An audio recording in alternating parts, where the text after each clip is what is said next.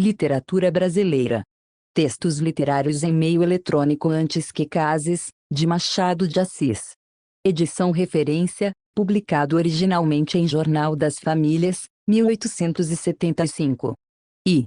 Era um dia um rapaz de 25 anos, bonito e celibatário, não rico, mas vantajosamente empregado. Não tinha ambições, ou antes tinha uma ambição só, era amar loucamente uma mulher e casar sensatamente com ela. Até então não se apaixonara por nenhuma, estreara algumas afeições que não passaram de namoricos modestos e prosaicos. O que ele sonhava era outra coisa.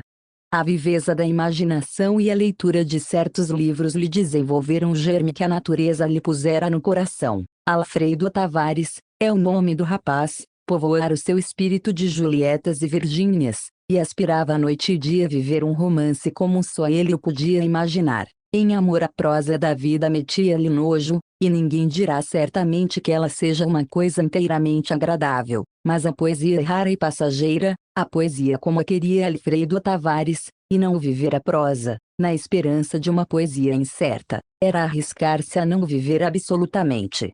Este raciocínio não o fazia Alfredo, é até duvidoso que ele raciocinasse alguma vez. Alfredo devaneava em nada mais, com a sua imaginação, vivia às vezes séculos, sobretudo de noite à mesa do chá, que ele ia tomar no carceler. Os castelos que ele fabricava entre duas torradas eram obras-primas de fantasia. Seus sonhos oscilavam entre o Alade do trovador e a gôndola veneziana, entre uma castelã da Idade Média e uma fidalga da Idade dos Doges. Não era isto só, era mais e menos. Alfredo não exigia especialmente um sangue real, muita vez ia além da castelã, muita vez vinha aquém da filha dos Doges. Sonhava com Semíramis e com Ruth ao mesmo tempo. O que ele pedia era o poético, o delicioso, o vago, uma mulher bela e vaporosa, delgada se fosse possível, em todo caso vaso de quimeras, com quem iria suspirar uma vida mais do céu que da terra, à beira de um lago ou entre duas colinas eternamente verdes. A vida para ele devia ser a cristalização de um sonho. Essa era nem mais nem menos a sua ambição e o seu desespero.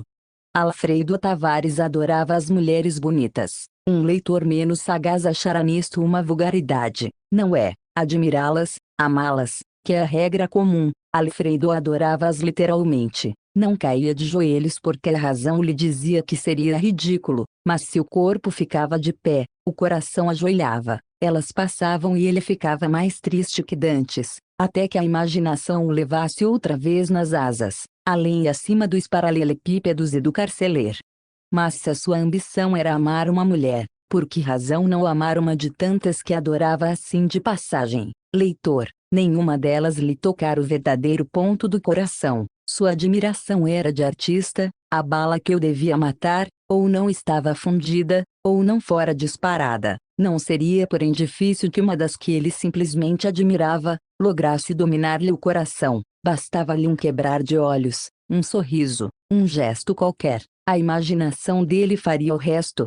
Do que vai dito até aqui não se conclua rigorosamente que Alfredo fosse apenas um habitante dos vastos intermúndios de Epicuro, como dizia o Diniz. Não, Alfredo não vivia sempre das suas quimeras. A outra viajava muito, mas a besta comia, passeava, londreava, e até, ó desilusão última, e até engordava. Alfredo era refeito e corado devendo ser pálido e magro, como convinha a um sonhador da sua espécie, vestia com apuro, regateava as suas contas, não era raro cear nas noites em que ia ao teatro, tudo isto sem prejuízo dos seus sentimentos poéticos. Feliz não era, mas também não torcia o nariz às necessidades vulgares da vida, casava o devaneio com a prosa, tal era Alfredo Tavares. Agora que o leitor o conhece, vou contar o que lhe aconteceu, por onde verá o leitor como os acontecimentos humanos dependem de circunstâncias fortuitas e indiferentes. Chame a isto acaso ou providência, nem por isso a coisa deixa de existir. Uma noite, era em 1867, subia Alfredo pela rua do Ouvidor. Eram 8 horas, ia aborrecido, impaciente, com vontade de se distrair, mas sem vontade de falar a ninguém. A rua do Ouvidor oferecia boa distração, mas era um perigo para quem não queria conversar. Alfredo reconheceu isto mesmo, e chegando à esquina da Rua da Quitanda parou. Seguiria pela Rua da Quitanda ou pela Rua do Ouvidor? That was the question. Depois de hesitar uns 10 minutos, e de tomar hora por uma, hora por outra rua, Alfredo seguiu enfim pela da Quitanda na direção da de São José. Sua ideia era subir depois por esta, entrar na da Ajuda, ir pela do Passeio, dobrar a dos Arcos, vir pela do Lavradio até o Rocio, descer pela do Rosário até a direita, onde iria tomar chá ao carceler, depois do que se recolheria à casa estafado e com sono. Foi neste ponto que interveio o personagem que o leitor pode chamar Dom Acaso ou Madre Providência, como lhe aprouver. Nada mais fortuito que ir por uma rua em vez de ir por outra, sem nenhuma necessidade que obrigue a seguir por esta ou por aquela, pois este ato assim fortuito é o ponto de partida da aventura de Alfredo Tavares. Havia em frente de uma loja, que ficava diante do extinto correio mercantil, um carro parado. Esta circunstância não chamou a atenção de Alfredo, ele ia cheio de seu próprio aborrecimento, de todo alheio ao mundo exterior. Mas uma mulher não é um carro, e a coisa de 6 passos da loja, Alfredo via assomar à porta uma mulher, vestida de preto, e esperar que um criado lhe abrisse a portinhola. Alfredo a parou. A necessidade de esperar que o senhor entrasse no carro, justificava este ato, mas a razão dele era pura e simplesmente a admiração, o pasmo, o êxtase em que ficou o nosso Alfredo ao contemplar, de perfil e à meia luz, um rosto idealmente belo, uma figura elegantíssima, gravemente envolvida em singelas roupas pretas, que lhe realçavam mais a alvura dos braços e do rosto. Eu diria que o rapaz ficara embasbacado, se o permitisse a nobreza dos seus sentimentos e o asseio do escrito. A moça desceu a calçada, pôs um pé quase invisível no estribo do carro e entrou, fechou-se a portinhola, o criado subiu a almofada e o carro partiu. Alfredo só se moveu quando o carro começou a andar. A visão desaparecera, mas o rosto dela ficara ali na memória e no coração. O coração palpitava com força. Alfredo apressou o passo atrás do carro, mas muito antes de chegar à esquina da Rua da Assembleia, já o carro subia por esta cima. Quis a sua felicidade que um tílburi viesse atrás dele vazio. Alfredo meteu-se no tílburi e mandou tocar atrás do carro.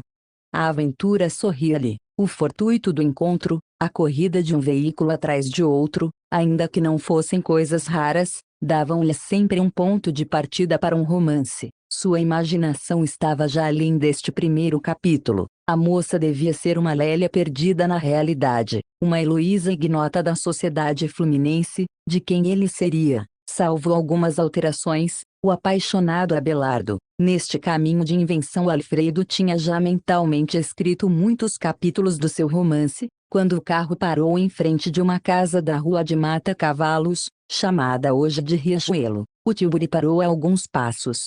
Não tardou que a moça saísse do carro e entrasse na casa, cuja aparência indicava certa abastança. O carro voltou depois pelo mesmo caminho, a passo lento, enquanto o tílburi, também a passo lento, seguia para diante. Alfredo tomou nota da casa, e de novo mergulhou-se nas suas reflexões. O cocheiro do tílburi, que até então guardara um inexplicável silêncio, entendeu que devia oferecer os seus bons ofícios ao freguês. VS ficou entusiasmado por aquela moça, disse ele com ar sonso. É bem bonita, parece que sim, respondeu Alfredo, via de relance. Morará ali mesmo? Mora. Ah, o senhor já ali foi 2 vezes. Foi naturalmente levar o marido. É viúva. Sabe disso? Sei, sim, senhor. Onde pus eu o meu charuto? Tome um. Alfredo ofereceu um charuto de Havana ao cocheiro, que o aceitou com muitos sinais de reconhecimento. Aceso o charuto, o cocheiro continuou. Aquela moça é viúva e luxa muito, muito homem anda aí mordido por ela, mas parece que ela não quer casar. Como sabe disso? Eu moro ali na Rua do Resende. Não viu como o cavalo queria quebrar a esquina? Alfredo esteve um instante calado. Mora só? Perguntou ele. Mora com uma tia velha e uma irmã mais moça. Sozinhas. Há também um primo. Moço. 30 e tantos anos. Solteiro. Vivo. Alfredo confessou a si mesmo que este primo era carta desnecessária no baralho. Palpitou-lhe que seria um obstáculo às suas venturas.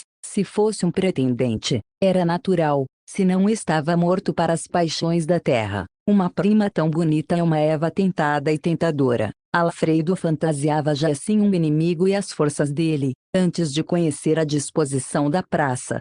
O cocheiro deu-lhe algumas informações mais. Havia umas partidas na casa da formosa dama, mas só de mês a mês, as quais eram frequentadas por algumas poucas pessoas escolhidas. Ângela, que assim dizia ele chamar-se a moça, tinha alguns haveres, e viria a herdar da tia, que já estava muito velha.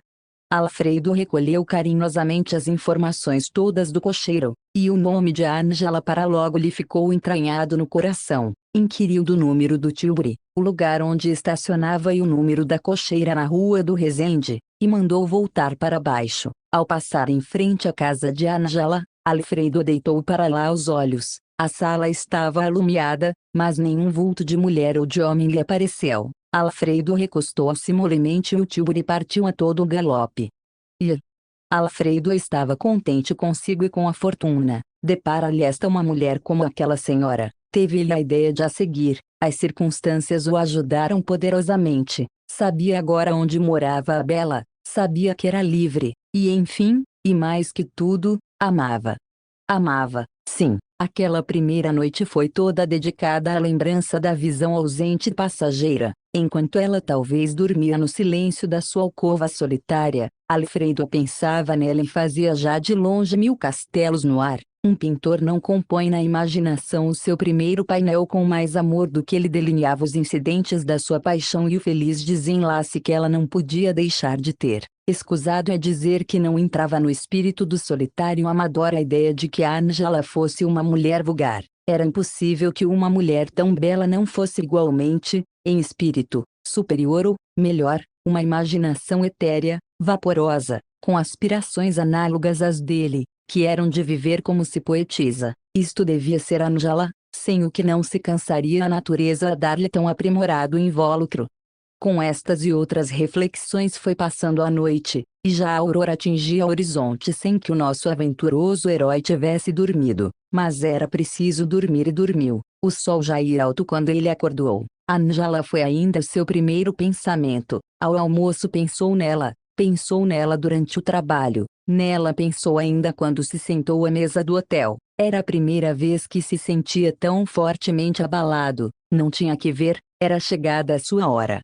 De tarde foi a mata-cavalos, não achou ninguém à janela. Passou 3 ou 4 vezes por diante da casa sem ver o menor vestígio da moça. Alfredo era naturalmente impaciente e frenético. Este primeiro revés da fortuna o pôs de mau humor. A noite desse dia foi pior que a anterior. A tarde seguinte, porém, alguma compensação lhe deu. Ao avistar a casa deu com um vulto de mulher à janela. Se não lhe o dissessem os olhos, dizia-lhe claramente o coração que a mulher era Ângela. Alfredo ia pelo lado oposto, com os olhos pregados na moça e tão apaixonados os levava, que se ela os visse, não deixaria de lhes ler o que andava no coração do pobre rapaz. Mas a moça, ou porque alguém a chamasse de dentro, ou porque já estivesse aborrecida de estar à janela, entrou rapidamente, sem dar fé do nosso herói.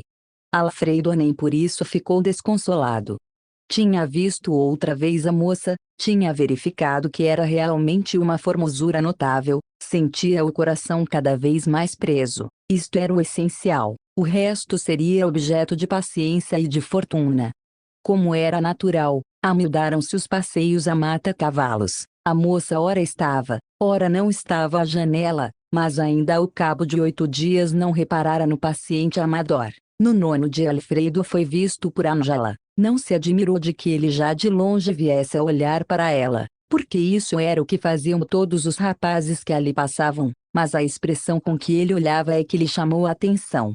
Desviou contudo os olhos por não lhe parecer conveniente que atendia ao desconhecido. Não tardou porém que de novo olhasse, mas como ele não houvesse desviado os seus dela, Ângela retirou-se. Alfredo suspirou. O suspiro de Alfredo tinha 2 sentidos. Era o primeiro uma homenagem do coração.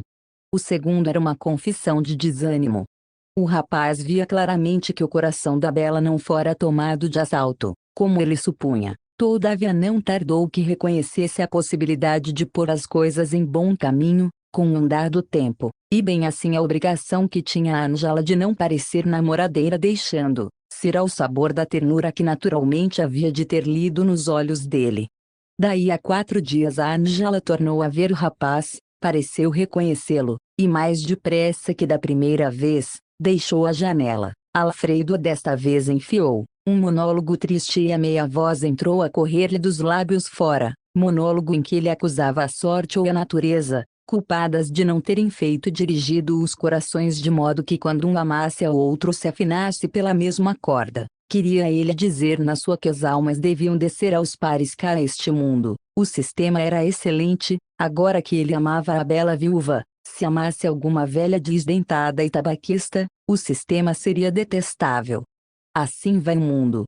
5 ou 6 semanas correram assim, ora a vê-la e ela a fugir-lhe, ora a não vê-la absolutamente e a passar noites atrozes. Um dia, estando em uma loja na rua do Ouvidor ou dos Ourives, não sei bem onde foi, viu-a entrar acompanhada da irmã mais moça, e estremeceu. Ângela olhou para ele, se o conheceu não o disse no rosto, que se mostrou impassível. De outra vez indo a uma missa fúnebre na Lapa, deu com os olhos na formosa esquiva, mas foi o mesmo que se olhasse para uma pedra. A moça não se moveu, uma só fibra do rosto não se lhe alterou.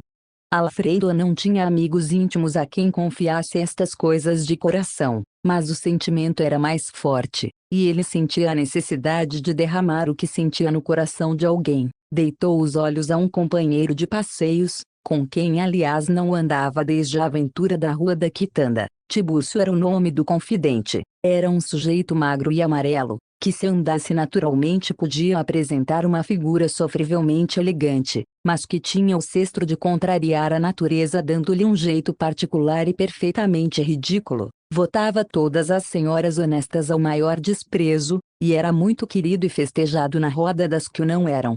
Alfredo reconhecia isto mesmo, mas olhava-lhe algumas qualidades boas, e sempre o considerara seu amigo. Não hesitou portanto em dizer tudo a Tibúrcio. O amigo ouviu lisonjeado a narração.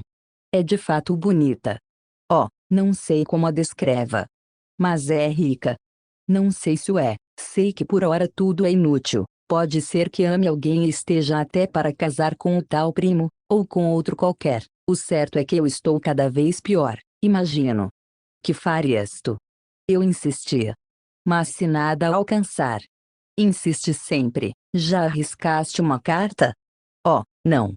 Tibúrcio refletiu. Tens razão, disse ele, seria inconveniente. Não sei que te diga, eu nunca naveguei nesses mares. Ando cá por outros, cujos parcéis conheço, e cuja bússola é conhecida por todos. Se eu pudesse esquecer-me dela, disse Alfredo que nenhuma atenção prestar às palavras do amigo, já tinha deixado isto de mão. Às vezes penso que estou fazendo figura ridícula, porque enfim ela é pessoa de outra sociedade. O amor iguala as distâncias, disse sentenciosamente Tibúrcio. Então parece-te? Parece-me que deves continuar como hoje, e se daqui a algumas semanas mais nada houveres adiantado, fala-me porque eu terei meio de te dar algum conselho bom. Alfredo apertou fervorosamente as mãos do amigo. Entretanto, continuou este, seria bom que eu a visse, talvez que, não estando namorado como tu, possa conhecer-lhe o caráter e saber se é frieza ou soberba o que a faz até agora esquiva. Interiormente Alfredo fez uma careta. Não lhe parecia conveniente passar por casa de Ângela acompanhado de outro, o que tiraria ao seu amor o caráter romântico de um padecimento solitário e discreto. Era entretanto impossível recusar nada a um amigo que se interessava por ele. Convieram em que iriam nessa mesma tarde a Mata Cavalos. Acho bom, disse o namorado alegre com uma ideia súbita, acho bom que não passemos juntos, tu irás adiante e um pouco atrás. Pois sim, mas estará ela à janela hoje? Talvez, estes últimos 5 dias tenho-a visto sempre à janela. Oh, isso é já um bom sinal. Mas não olha para mim. Dissimulação. Aquele anjo.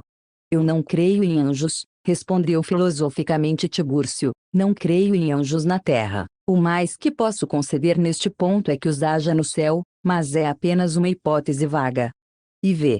Nessa mesma tarde foram os dois a mata-cavalos, na ordem convencionada. Ângela estava à janela, acompanhada da tia velha e da irmã mais moça. Viu de longe o namorado, mas não fitou os olhos nele. Tibúrcio pela sua parte não desviava os seus da formosa dama. Alfredo a passou como sempre.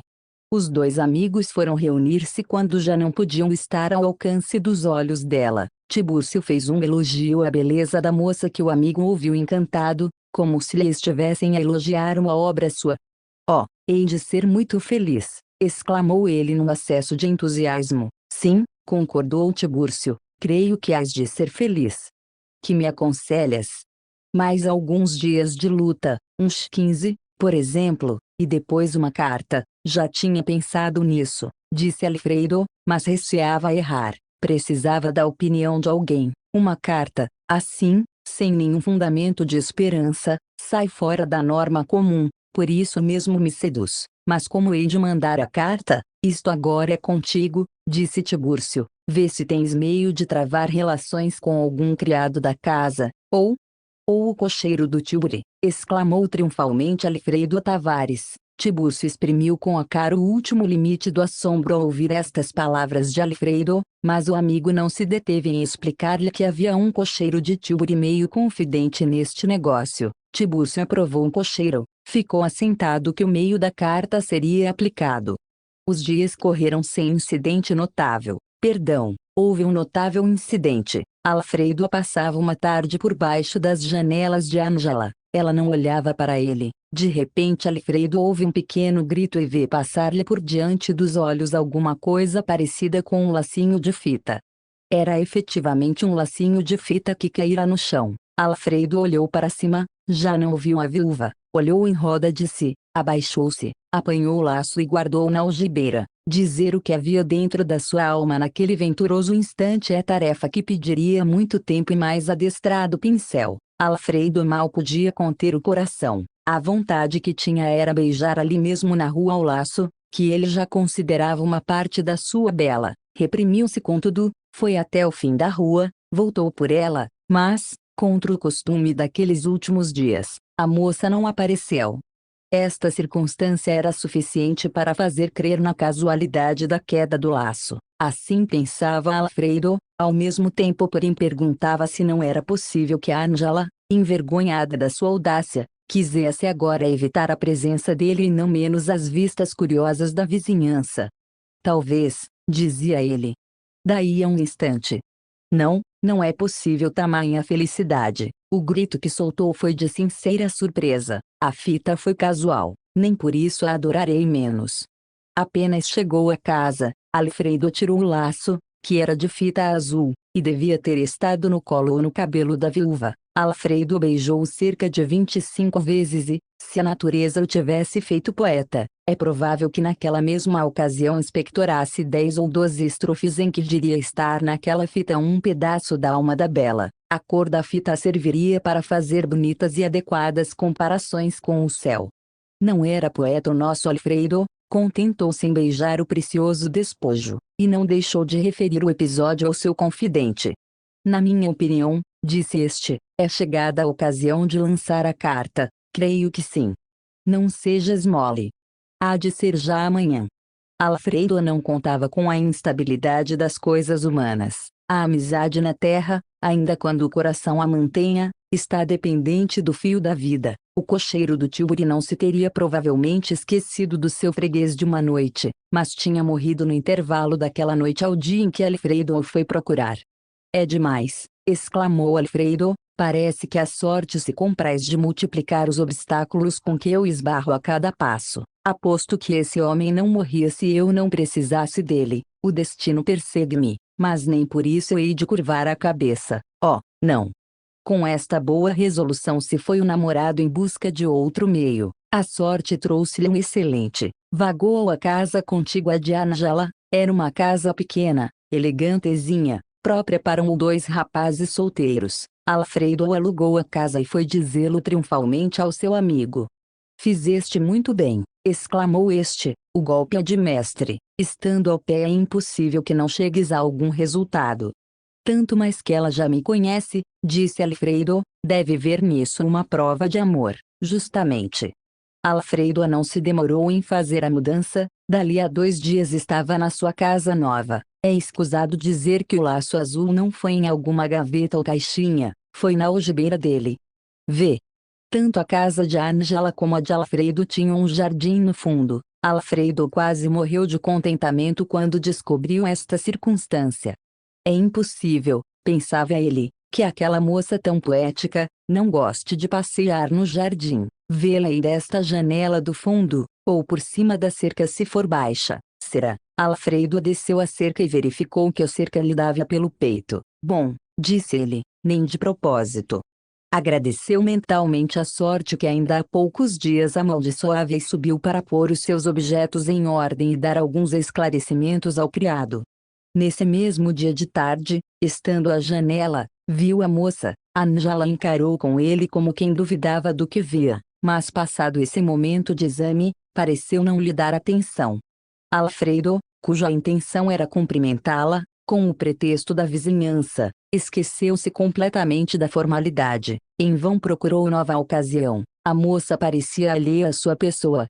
Não o faz mal, disse ele consigo, o essencial é que eu esteja aqui ao pé. A moça parecia-lhe agora ainda mais bonita. Era uma beleza que ainda ganhava mais quando examinada de perto. Alfredo reconheceu que era de todo impossível pensar em outra mulher deste mundo ainda que aquela devesse fazê-lo desgraçado. No segundo dia foi mais feliz. Chegou à janela repentinamente na ocasião em que ela e a tia estavam a suar. Alfredo cumprimentou-as respeitosamente. Elas corresponderam com um leve gesto.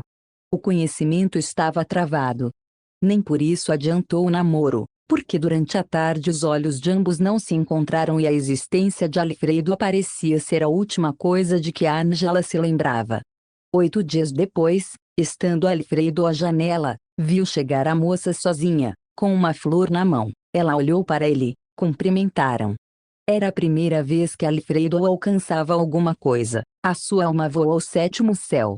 A moça recostou-se na grade com a flor na mão, a brincar distraída, não sei se por brincar, se por mostrar a mão ao vizinho. O certo é que Alfredo não tirava os olhos da mão. A mão era digna irmã do pé, que Alfredo entrevira na rua da Quitanda. O rapaz estava fascinado.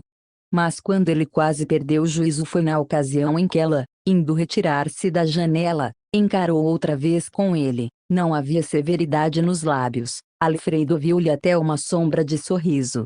Sou feliz, exclamou Alfredo entrando. Enfim, consegui já alguma coisa. Dizendo isto deu alguns passos na sala, agitado, rindo, mirando-se ao espelho, completamente fora de si. 10 minutos depois chegou à janela, outros 10 minutos depois chegava Ângela. Olharam-se ainda uma vez. Era a terceira naquela tarde, depois de tantas semanas da mais profunda indiferença. A imaginação de Alfredo não o deixou dormir nessa noite. Pelos seus cálculos dentro de 2 meses iria pedir-lhe a mão. No dia seguinte não a viu e ficou desesperado com esta circunstância. Felizmente o criado, que já havia percebido alguma coisa, achou meio de lhe dizer que a família da casa vizinha saíra de manhã e não voltara. Seria uma mudança. Esta ideia veio fazer da noite de Alfredo uma noite de angústias. No dia seguinte trabalhou mal, jantou às pressas e foi para casa. Ângela estava à janela. Quando Alfredo apareceu à sua e a cumprimentou, viu que ela tinha outra flor na mão. Era um malmequer. Alfredo ficou logo embebido a contemplá-la. Ângela começou a desfolhar o malmequer, como se estivesse consultando sobre algum problema do coração. O namorado não se deteve mais. Correu a uma gavetinha de segredo, tirou o laço de fita azul, e veio para a janela com ele. A moça tinha desfolhado toda a flor, olhou para ele e viu o lacinho que lhe caíra da cabeça. Estremeceu e sorriu. Daqui em diante compreende o leitor que as coisas não podiam deixar de caminhar. Alfredo conseguiu vê-la um dia no jardim, assentada dentro de um caramanchão, e já desta vez o cumprimento foi acompanhado de um sorriso. No dia seguinte ela já não estava no caramanchão, passeava. Novo sorriso e 3 ou 4 olhares. Alfredo arriscou a primeira carta. A carta era escrita com fogo, falava de um céu, de um anjo, de uma vida toda poesia e amor. O moço oferecia-se para morrer a seus pés se fosse preciso. A resposta veio com prontidão. Era menos ardente, direi até que não havia ardor nenhum, mas simpatia sim, e muita simpatia, entremeada de algumas dúvidas e receios, e frases bem dispostas para espertar os brios de um coração que todo se desfazia em sentimento. Travou-se então um duelo epistolar que durou cerca de um mês antes da entrevista. A entrevista verificou-se ao pé da cerca, de noite, pouco depois das Ave-Marias, tendo Alfredo mandado o criado ao seu amigo e confidente Tiburcio com uma carta em que lhe pedia que detivesse o portador até às 8 horas ou mais. Convém dizer que esta entrevista era perfeitamente desnecessária. Ângela era livre, podia escolher livremente um segundo marido, não tinha de quem esconder os seus amores.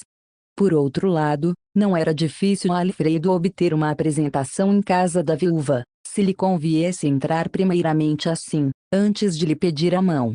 Todavia, o namorado insistiu na entrevista do jardim, que ela recusou a princípio. A entrevista entrava no sistema poético de Alfredo, era uma leve reminiscência da cena de Shakespeare. Vi. Juras então que me amas? Juro. Até a morte. Até a morte. Também eu te amo, minha querida Ângela, não de hoje, mas há muito, apesar dos teus desprezos. Oh! Não direi desprezos, mas indiferença. Oh, mas tudo lá vai, agora somos dois corações ligados para sempre. Para sempre. Neste ponto ouviu-se um rumor na casa de Ângela. Que é? Perguntou Alfredo. Ângela quis fugir. Não fujas. Mas. Não é nada, algum criado. Se dessem por mim aqui. Tens medo. Vergonha. A noite encobriu a mortal palidez do namorado. Vergonha de amar, exclamou ele. Quem te diz isso? Vergonha de me acharem aqui, expondo-me às calúnias, quando nada a impede que tu.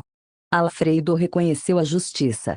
Nem por isso deixou de meter a mão nos cabelos com um gesto de aflição trágica, que a noite continuava a encobrir aos olhos da formosa viúva. Olha, o melhor é vires à nossa casa, autorizo-te a pedir a minha mão. Conquanto ela já houvesse indicado isto nas cartas, era a primeira vez que formalmente o dizia. Alfredo viu-se transportado ao sétimo céu, agradeceu a autorização que lhe dava e respeitosamente beijou-lhe a mão. Agora, adeus. Ainda não, exclamou Alfredo. Que imprudência. Um instante mais. Ouves? Disse ela prestando ouvido ao rumor que se fazia na casa. Alfredo respondeu apaixonada e literariamente. Não é a calhandra, é o rouxinol. É a voz de minha tia, observou a viúva prosaicamente. Adeus, uma última coisa te peço antes de ir à tua casa. Que é? Outra entrevista neste mesmo lugar. Alfredo. Outra e última. Ângela não respondeu. Sim? Não sei, adeus.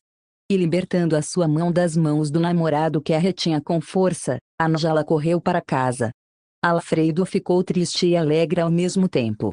Ouvira a doce voz de Ângela, tivera nas suas a sua mão alva e macia como veludo, ouvira jurar que o amava, enfim estava autorizado a pedir-lhe solenemente a mão. A preocupação porém da moça a respeito do que pensaria a tia afigurou-se-lhe extremamente prosaica. Quisera vê-la toda poética, embebida no seu amor, esquecida do resto do mundo, morta para tudo o que não fosse o bater do seu coração. A despedida sobretudo pareceu-lhe repentinamente demais. O adeus foi antes de medo que de amor, não se despediu, fugiu. Ao mesmo tempo esse sobressalto era dramático e interessante, mas por que não conceder-lhe segunda entrevista? Enquanto ele fazia estas reflexões, Ângela pensava na impressão que lhe teria deixado e na mágoa que porventura lhe ficara da recusa de uma segunda e última entrevista. Refletiu longo tempo e resolveu remediar o mal, se mal se podia aquilo chamar. No dia seguinte, logo cedo, recebeu Alfredo um bilhetinho da namorada. Era um protesto de amor, com uma explicação da fuga da véspera e uma promessa de outra entrevista na seguinte noite, depois da qual ele iria pedir-lhe oficialmente a mão. Alfredo exultou. Nesse dia a natureza pareceu-lhe melhor. O almoço foi excelente apesar de lhe terem dado um filete tão duro como sola e de estar o chá frio como água. O patrão nunca lhe pareceu mais amável. Todas as pessoas que encontrava tinham cara de excelentes amigos. Enfim, até o criado ganhou com os sentimentos alegres do amo. Alfredo deu-lhe uma boa molhadura pela habilidade com que lhe escovara as botas, que, entre parênteses, nem sequer levavam graxa. Verificou-se a entrevista sem nenhum incidente notável. Houve os costumados protestos: amo-te muito. É eu. És um anjo. Seremos felizes. Deus nos ouça. Há de ouvir-nos. Estas e outras palavras foram o estribilho da entrevista, que durou apenas meia hora. Nessa ocasião, Alfredo desenvolveu seu sistema de vida, a maneira por que ele encarava o casamento, os sonhos de amor que haviam realizar, e 1000 outros artigos de um programa de namorado, que a moça ouviu e aplaudiu. Alfredo despediu-se contente e feliz. A noite que passou foi a mais deliciosa de todas. O sonho que ele procurara durante tanto tempo ia enfim realizar-se. Amava uma mulher como ele a queria e imaginava. Nenhum obstáculo se oferecia à sua aventura na terra. No outro dia de manhã, entrando no hotel, encontrou o amigo Tibúrcio, e referiu-lhe tudo. O confidente felicitou o namorado pelo triunfo que alcançara e deu-lhe logo um aperto de mão, não podendo dar-lhe, como quisera, um abraço. Se soubesses como vou ser feliz. Sei. Que mulher, que anjo. Sim, é bonita. Não é só bonita, bonitas há muitas, mas a alma que ela tem, a maneira de sentir, tudo isso e mais, eis o que faz uma criatura superior. Quando será o casamento? Ela dirá. Há de ser breve. Dentro de 3 a 4 meses. Aqui fez Alfredo um novo hino em louvor das qualidades eminentes e raras da noiva e pela 100ª vez defendeu a vida romanesca e ideal. Tibúrcio observou gracejando que lhe era necessário primeiro suprimir o bife que estava comendo, observação que Alfredo teve a franqueza de achar descabida e um pouco tola. A conversa, porém, não teve incidente desagradável e os dois amigos separaram-se como dantes, não sem que o noivo agradecesse ao confidente a animação que lhe dera nos piores dias do seu amor. Enfim, quando a vais pedir? Amanhã, coragem. Vê. Não é minha intenção nem vem ao caso referir ao leitor todos os episódios de Alfredo Tavares. Até aqui foi necessário contar alguns e resumir outros. Agora que o namoro chegou ao seu termo e que o período do noivado vai começar, não quero fatigar a atenção do leitor com uma narração que nenhuma variedade apresenta. Justamente 3 meses depois da segunda entrevista recebiam-se os dois noivos, na igreja da Lapa, em presença de algumas pessoas íntimas, entre as quais o confidente de Alfredo, um dos padrinhos. O outro era o primo de Ângela, de quem falara o cocheiro do Tilbury, e que até agora não apareceu nestas páginas por não ser preciso. Chamava-se Epaminondas e tinha a habilidade de desmentir o padre que tal nome lhe dera, pregando a cada instante a sua peta. A circunstância não vem ao caso e por isso não insisto nela. Casados, os dois namorados foram passar a lua de mel na Tijuca, onde Alfredo escolhera a casa adequada às circunstâncias e ao seu gênio poético. Durou 1 mês esta ausência da corte. No 31º dia, Ângela viu anunciada uma peça nova no ginásio e pediu ao marido para virem à cidade. Alfredo objetou que a melhor comédia deste mundo não valia o aroma das laranjeiras que estavam florindo e o melancólico som do repuxo do tanque. Ângela encolheu os ombros e fechou a cara.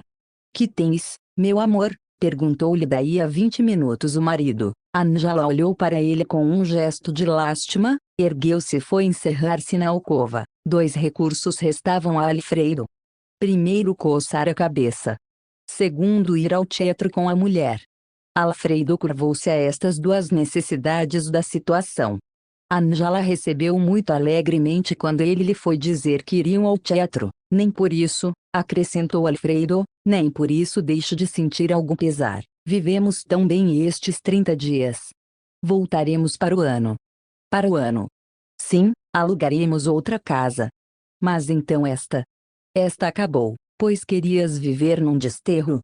Mas eu pensei que era um paraíso, disse o marido com um ar melancólico. Paraíso é coisa de romance. A alma de Alfredo levou um trambolhão. Ângela viu o efeito produzido no esposo pelo seu reparo e procurou suavizá-lo, dizendo-lhe algumas coisas bonitas com que ele algum tempo mitigou as suas penas. Olha, Ângela, disse Alfredo, o casamento, Como eu imaginei sempre, é uma vida solitária de dois entes que se amam. Seremos nós assim? Por que não? Juras então que seremos felizes? A resposta era elástica. Alfredo a tomou ao pé da letra e abraçou a mulher. Naquele mesmo dia vieram para a casa da tia e foram ao teatro. A nova peça do ginásio aborreceu tanto o marido quanto agradou a mulher. Ângela parecia fora de si de contente. Quando caiu o pano no último ato, disse ela ao esposo, havemos de vir outra vez. Gostaste? Muito, Ito. Não gostei, respondeu Alfredo com evidente mau humor. Ângela levantou os ombros, com o ar de quem dizia: gostes ou não, has de cá voltar. E voltou. Este foi o primeiro passo de uma carreira que parecia não acabar mais. Ângela era um turbilhão. A vida para ela estava fora de casa. Em casa morava a morte, sob a figura do aborrecimento. Não havia baile a que faltasse, nem espetáculo, nem passeio, nem festa célebre, e tudo isto cercado de muitas rendas, joias e sedas, que ela comprava todos os dias, como se o dinheiro nunca devesse acabar. Alfredo esforçava-se por atrair a mulher à esfera dos seus sentimentos românticos, mas era esforço vão. Com um levantar de ombros, Ângela respondia a tudo. Alfredo detestava principalmente os bailes, porque era quando a mulher menos lhe pertencia, sobretudo os bailes dados em casa dele. As observações que ele fazia nesse sentido, Ângela respondia sempre, mas são obrigações da sociedade, se eu quisesse ser freira metia-me na ajuda, mas nem todos. Nem todos conhecem os seus deveres. Oh, a vida solitária, Ângela, a vida para dois. A vida não é um jogo de xadrez. Nenhum arraial. Que queres dizer com isso? Nada. Pareces tolo. Ângela. Ora. Levantava os ombros e deixava-o sozinho.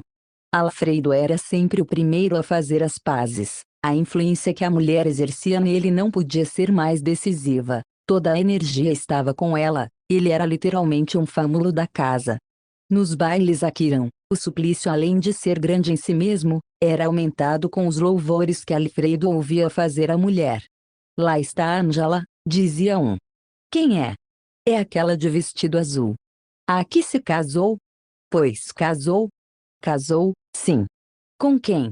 Com um rapaz bonachão. Feliz mortal. Onde está o marido? Caluda, está aqui, é este sujeito triste que está consertando a gravata. Estas e outras considerações irritavam profundamente Alfredo. Ele via que era conhecido por causa da mulher. A pessoa dele era uma espécie de cifra. Ângela é que era a unidade.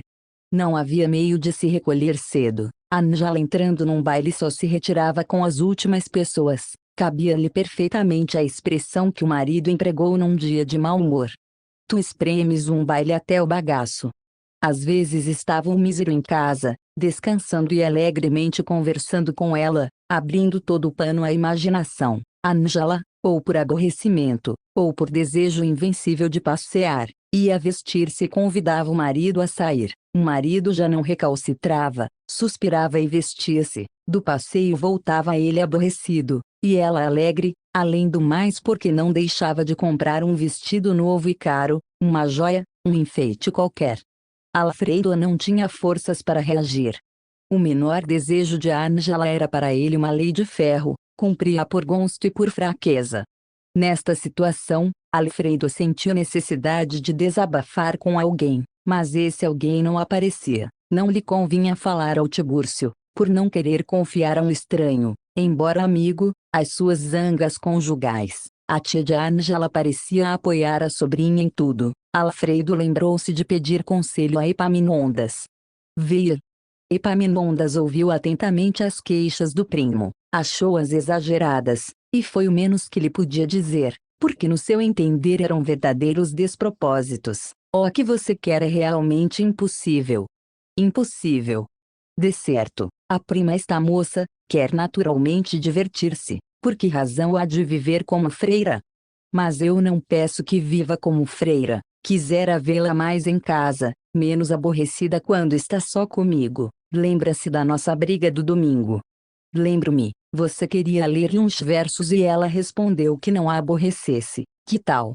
Epaminondas recolheu-se a um eloquente silêncio. Alfredo esteve também algum tempo calado. Enfim. Estou resolvido a usar da minha autoridade de marido, não caia nessa. Mas então devo viver eternamente nisto? Eternamente já vê que é impossível, disse Epaminondas sorrindo, mas veja bem o risco que corre. Eu tive uma prima que se vingou do marido por uma dessas. Parece incrível. Cortou a si mesmo o dedo mínimo do pé esquerdo e deu-lhe a comer com batatas. Está brincando? Estou falando sério. Chamava-se Lúcia. Quando ele reconheceu que efetivamente tinha devorado a carne da sua carne, teve um ataque. Imagino.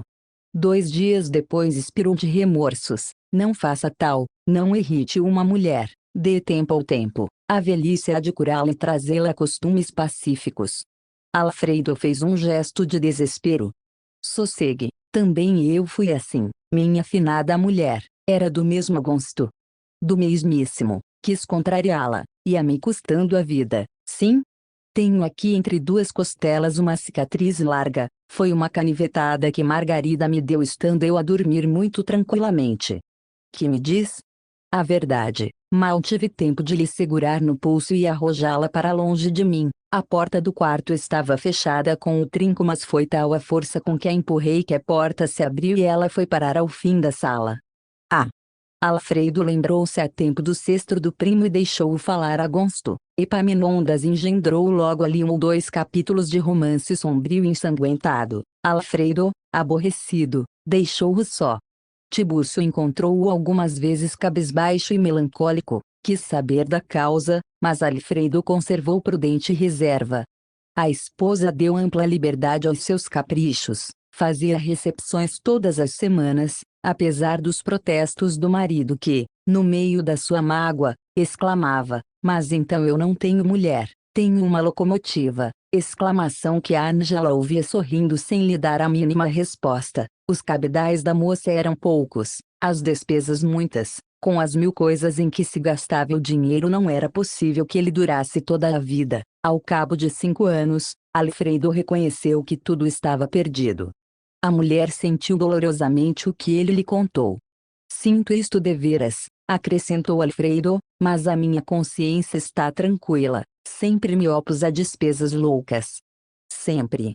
Nem sempre, porque te amava e amo, e doía-me ver que ficavas triste, mas a maior parte delas opus-me com todas as forças.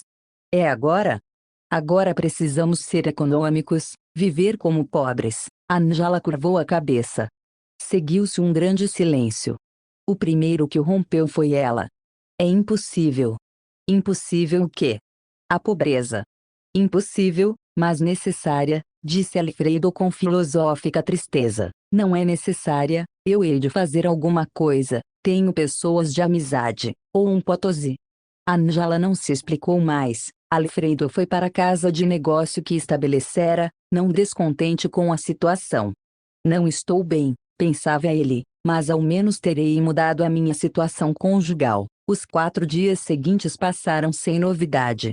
Houve sempre uma novidade. Ângela está muito mais carinhosa com o marido do que até então. Alfredo atribuía esta mudança às circunstâncias atuais e agradeceu a boa estrela que tão venturoso o tornara. No 5º dia Epaminondas foi falar a Alfredo propondo-lhe ir pedir ao governo uma concessão e privilégio de minas em Mato Grosso. Mas eu não me meto em explorador de minas. Perdão, vendemos o privilégio.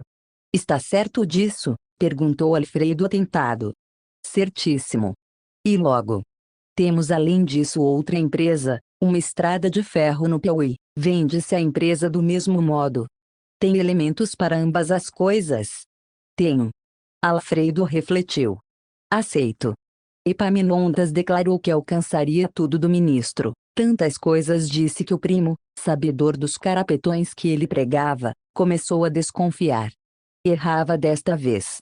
Pela primeira vez Epaminondas falava a verdade, tinha elementos para alcançar as 2 empresas. Ângela não perguntou ao marido a causa da preocupação com que ele nesse dia entrou em casa. A ideia de Alfredo era tudo ocultar à mulher, pelo menos enquanto pudesse. Confiava no resultado dos seus esforços para trazê-la a melhor caminho. Os papéis andaram com uma prontidão rara em coisas análogas. Parece que uma fada benfazeja se encarregava de adiantar o negócio.